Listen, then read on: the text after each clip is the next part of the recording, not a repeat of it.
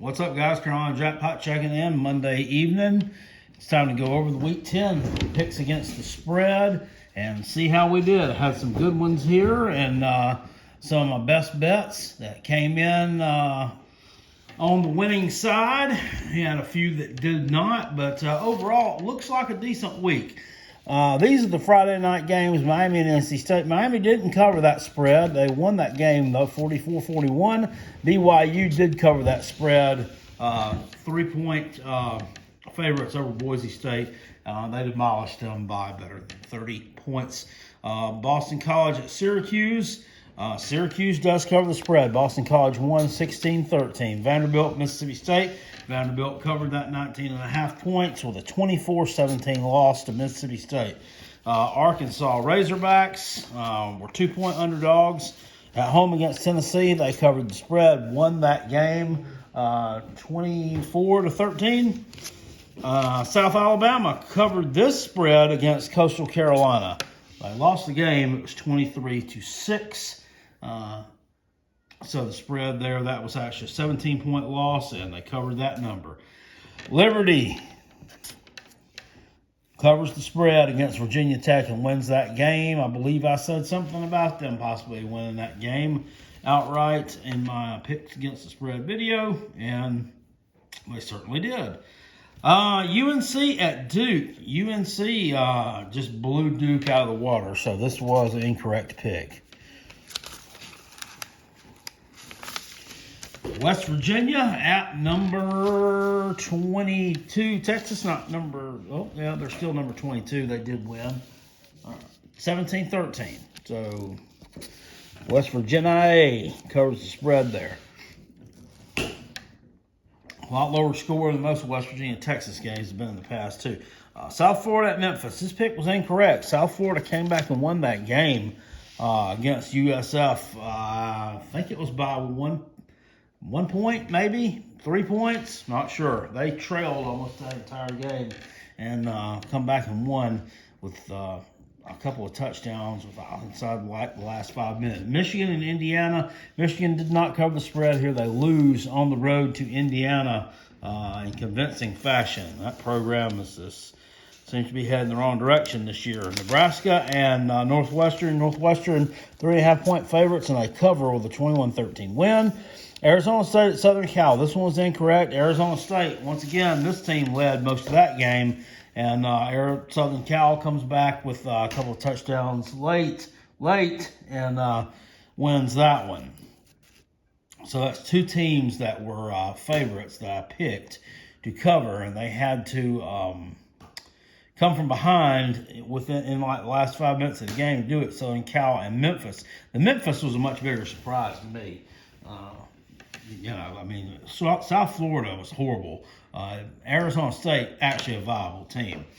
Florida versus Georgia, I picked Florida to cover. Instead, I thought the wrong team was favored in that game, and turns out they were. Florida demolishes Georgia 44-28. I could have beaten them worse, really. Houston and Cincinnati, 13.5-point spread. Cincinnati wins easily. Kansas at Oklahoma. Oklahoma covered that 38-point spread. I forget what the final score was. I can't count that high.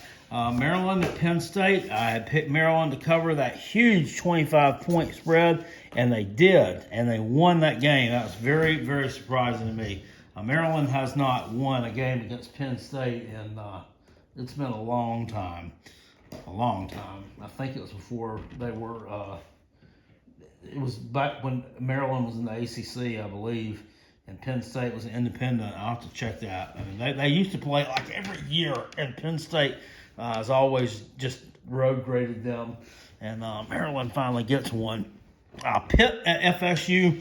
I had FSU covering. That one was incorrect. Pitt blew them out. Looks like FSU's back to their old shit again. Oklahoma State and Kansas State, 12.5-point underdogs. Kansas State was. They do cover. They lost the game 20-18, but they covered. We already know about Texas A&M at South Carolina. South Carolina was 10-point underdogs there. Texas A&M covered, and then some. Clemson and Notre Dame. This one was wrong. Notre Dame wins 47-40. Classic type ball game. I mean, you can say that was one for the books, really. I mean, I don't guess you could because Clemson was missing some key players, but still pretty exciting the way it went down in Rutgers and Ohio State. Rutgers covered the spread, put the points up too against Ohio State. I was going to call it Oak State.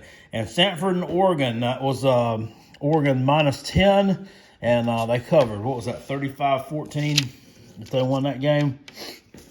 So the cumulative through week 9 were 67, 77, and 2 against the spread. And let's see how this week turned out. There's 1-0, 1-1, 1-2, 2-2, 2-3, 3-3, 4-3. Oh, paper's out of order. It doesn't matter. Still have the same result. 4-4, 5-4, 6-4, 7-4, 8-4, 9-4, 10-4, 10-5.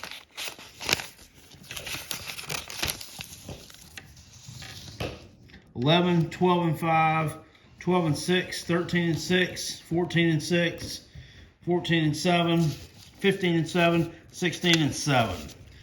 So 16-7 against the spread. And I had, what was it? 1, 2, 3 of my games that were canceled. Nothing you can do about that. It's to be expected. I'm just waiting to see which ones get canceled this week.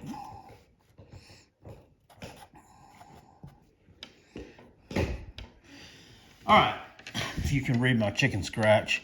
So through, what is this, 169 games this year, we're 83, 84 against the spread with 2 pushes. So we're almost right at 50% now, with a good week this week, finishing 16-7 against the number. And next week we'll look to make that even more, stretch that thing back out over 50% again. Superlatives from this week.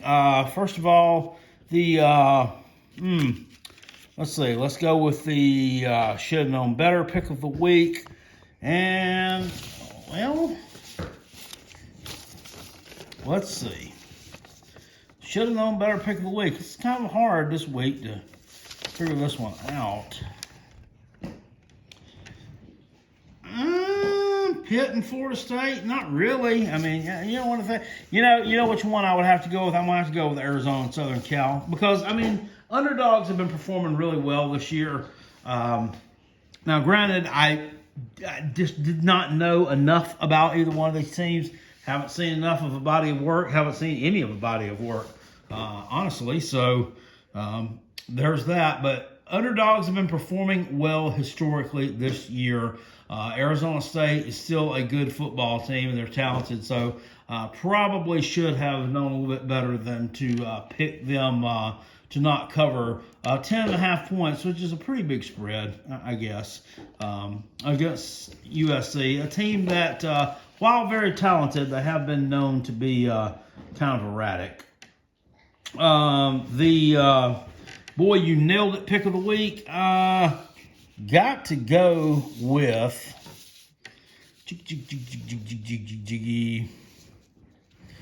well, I'm gonna put a tie on this one. A little tie on this one.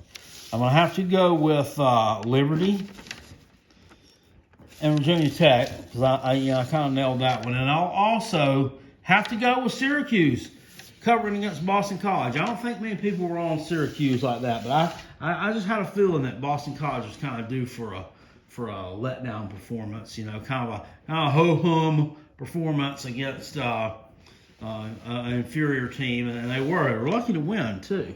Really didn't play that well at all. And of course, as usual, we've got the turd of the week. And the turd of the week's either got to go to, let's see, it's got to be one or two.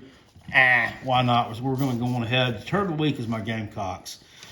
Even though I didn't pick them anyway, they still deserve Turd of the Week honors. Just an absolutely horse shit performance against Texas A&M. You can't even, there's no other way you can describe it. It was absolutely horrible. Tennessee probably also deserves a Turd of the Week award. They were ahead of Arkansas at one point in this game, and they just totally crapped to bed. They used 3 quarterbacks in that game, and neither one of them could get the job done. Neither one of them could get anything done. So there's that, 16-7 against the spread. Well over 50%. That was an excellent record, if I do say so myself. So please make sure that you stay tuned to the channel. Subscribe if you're not already. Please hit this with a thumbs up. And we'll have Week 11 picks against the spread this week, guys. Looking forward to some more great college football this weekend. I'll see y'all later. Appreciate it. Peace. And I'm out. Go Gamecocks.